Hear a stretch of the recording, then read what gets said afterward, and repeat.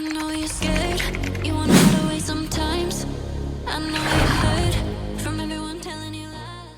Hello दोस्तों, आप सभी का गार्ड एकेडमी में स्वागत है। आज की इस वीडियो में हम क्लास 10 का अध्याय नंबर 2 का प्रश्नावली 2.2 का क्वेश्चन नंबर 1 कर रहे हैं। तो चलिए शुरू करते हैं।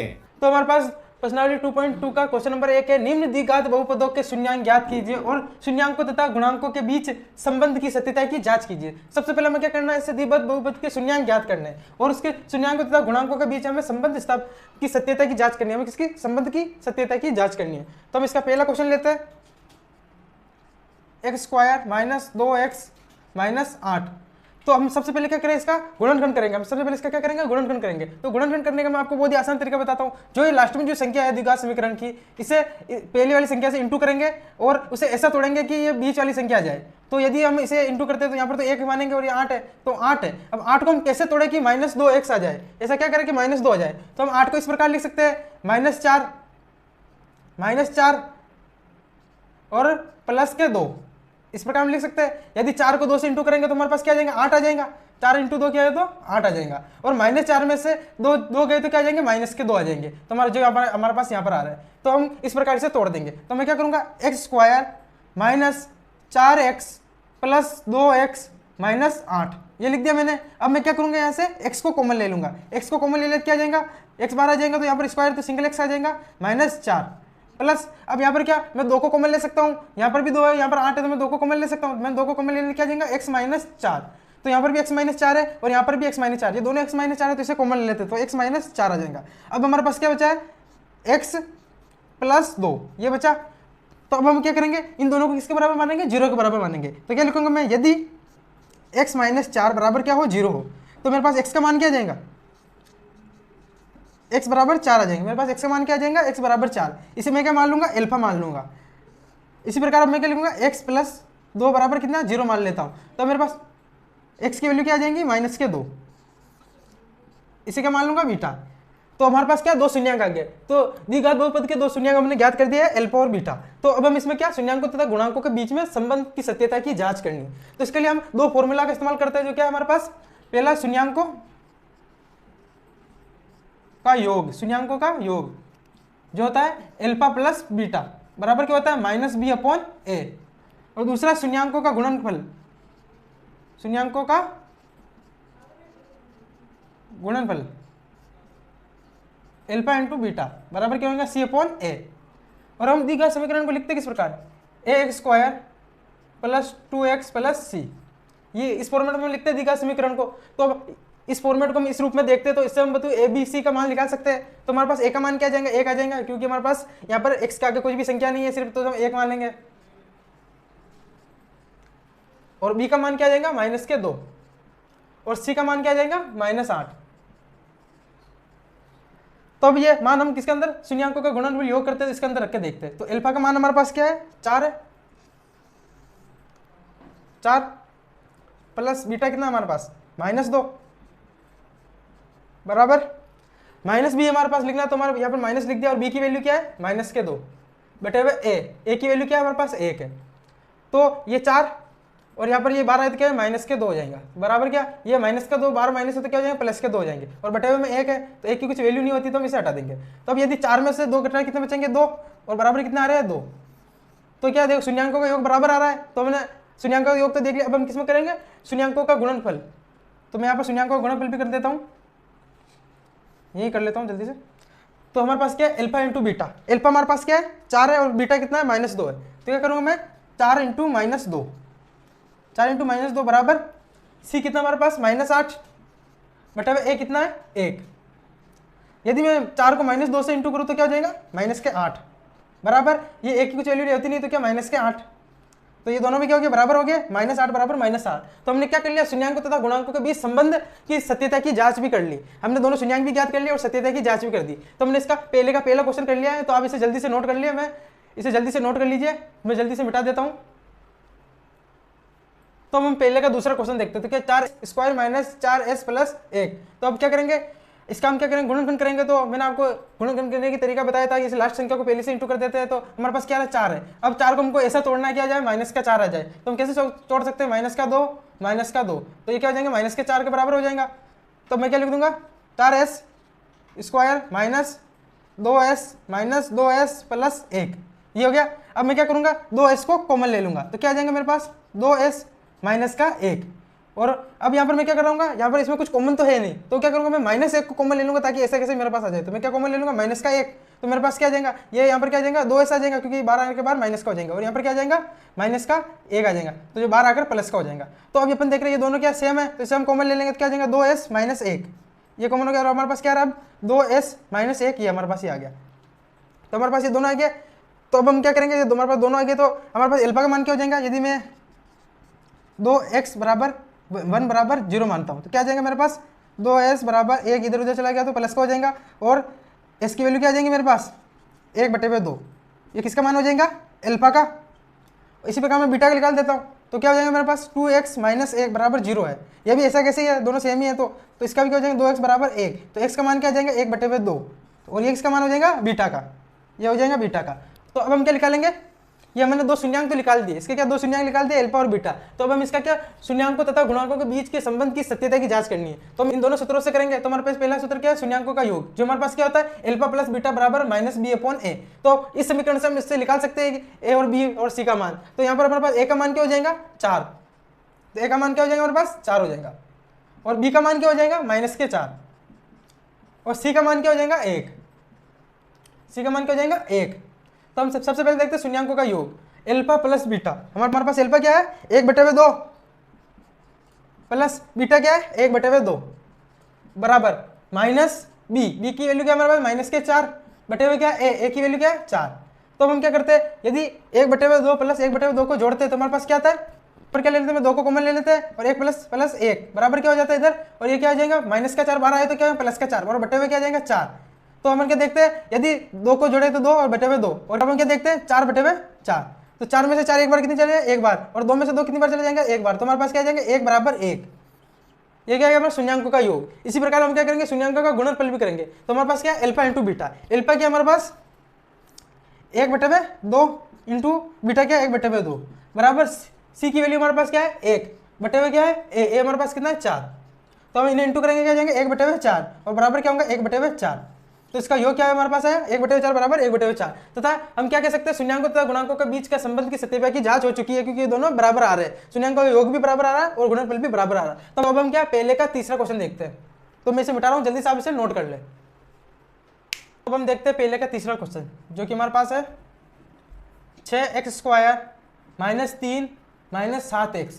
तो सबसे पहले हम इसके अंदर देखते हैं कि ये द्विघात के फॉर्मेट में नहीं लिखा हुआ है, हमने इसमें देखते हैं 6x² आ रहा है माइनस 3 और माइनस के लास्ट में 7x आ रहा है, जो कि पहले आना चाहिए, हम इस फॉर्मेट से देखते हैं। तो हम क्या करेंगे इसे आगे लेके आ जाएंगे, तो क्या आ जाएंगे हमारे पास 6x² माइनस 7x माइनस 3। तो अब ये क्या बन गया एक द्विघात समीकरण बन गई है, पहले ये नहीं थी, हमने इसे एक द्विघात समीकरण में बदल लिया। तो हमने इसे द्विघात समीकरण में बदल लिया है, तो अब हम क्या करेंगे इसका गुणनखंड करेंगे। तो गुणनखंड हम कैसे करेंगे, तो मैंने आपको इसका गुणनखंड करने का बहुत आसान तरीका बताया। तो क्या बताया, लास्ट की संख्या को पहली संख्या से इंटू करेंगे। तो हम यदि 6 का पारा 3 बार बोलते हैं कितना आता है 18 आता है, और ये संख्या किसकी है माइनस की है। तो अब हम ऐसी कौन सी संख्या को माइनस करें कि उसे माइनस करने पर क्या आ जाए -7 आ जाए, और इंटू करने पर कितना आ जाए 18 आ जाए। तो मैं क्या लिखता हूँ माइनस के 9 और प्लस के 2। तो क्या करते हैं, यदि देखिए 9 में से 2 घटाते तो कितना जाएगा माइनस के 7 आ जाते हैं, और 9 को 2 से इंटू करते तो कितना आ जाता है 18 आ जाते हैं। तो मैं क्या लिख दूंगा 6x² minus 9x plus 2x minus 3। तो इसमें से मैं कॉमन क्या ले लूंगा, इसमें देखता हूँ 9 है, इसमें क्या है 6 है, तो मैं 3 को कॉमन ले सकता हूँ। 3 को मैंने कॉमन ले लिया, 3x को क्या किसको कॉमन लूंगा 3x को मैंने कॉमन ले लिया। तो यहाँ पर क्या आ जाएगा 2x और माइनस क्या आ जाएगा यहाँ पर 3, और यहाँ पर प्लस। अब यहाँ पर क्या किसको कॉमन लूंगा, यहाँ पर मैं 1 को कॉमन ले लेता हूँ, क्योंकि इसमें कोई कॉमन संख्या है नहीं। तो क्या जाएगा 2x माइनस का 3। तो इसमें ये दोनों संख्या कॉमन आ रही है कि एक ही, तो मैं इसे क्या कॉमन ले लेता हूँ। और अब क्या ले लूंगा 3x प्लस 1, 3x प्लस 1 ये आ गया मेरे पास। अब मैं क्या करूँगा, तो अब इन दोनों को किसके 0 के बराबर मानूंगा। तो क्या लिखूंगा, यदि 2x माइनस 3 बराबर क्या हो 0 हो, तो क्या आ जाएगा मेरे पास 2x और 3 इधर क्या आएगा तो प्लस का आ जाएगा। तो x की वैल्यू क्या आ जाएंगी 3/2। तो x की वैल्यू क्या आ गई 3/2। इसी प्रकार मैं किसकी वैल्यू निकाल लूंगा, तो अब ये लिखते हैं वापस, अभी क्या लिखें हम ये वाली लिखेंगे। तो 3x प्लस 1 बराबर क्या है 0 है।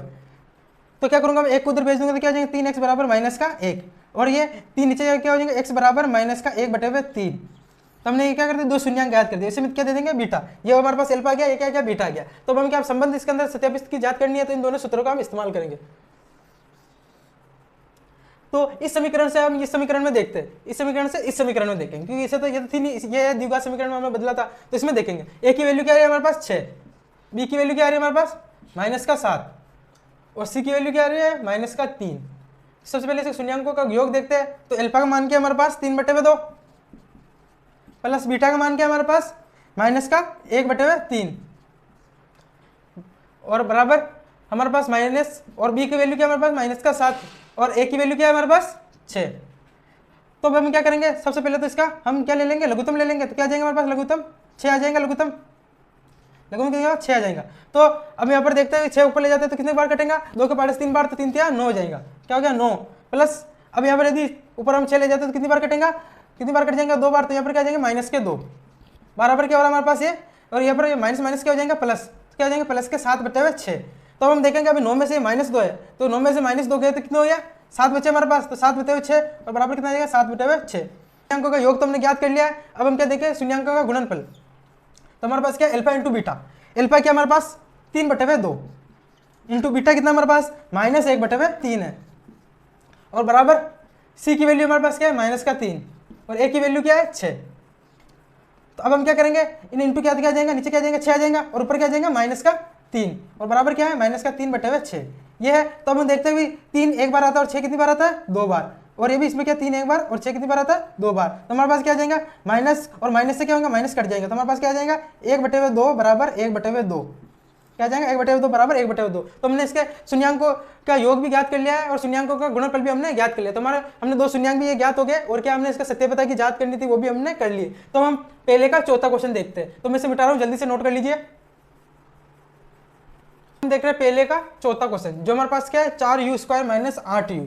तो हम इसे 2 तरीके से कर सकते हैं, एक तो हम वो a² - b² का फॉर्मूला लगा के भी कर सकते हैं, लेकिन हम इसे द्विघात समीकरण के रूप में लिखकर फिर करेंगे। तो हम क्या करेंगे, इसे द्विघात समीकरण के रूप में लिखते हैं, तो क्या करेंगे 4u² - 8u + 0। हम c की जगह क्या लिख देंगे 0 लिख देंगे, क्योंकि हमें इस फॉर्मेट में लिखना है। अब हम इसका क्या करेंगे, हम गुणन कर लेंगे, कॉमन क्या ले लेंगे 4x ले लेता हूँ, 4x कॉमन लूंगा क्या आ जाएगा u माइनस यहाँ पर क्या जाएगा 2 है ना, ये आ गया हमारे पास। तो हमने क्या u -2 हमारे पास एक कॉमन ही आ गया, और एक कॉमन क्या है 4u, ये हमारे पास 2 कॉमन है। यदि हम क्या करते हैं u -2 बराबर क्या ले लेते हैं 0 ले लेते हैं, तो हमारे पास क्या आ जाएगा u की वैल्यू क्या आ जाएगी 2, तो इसे हम क्या मान लेंगे अल्फा मान लिया।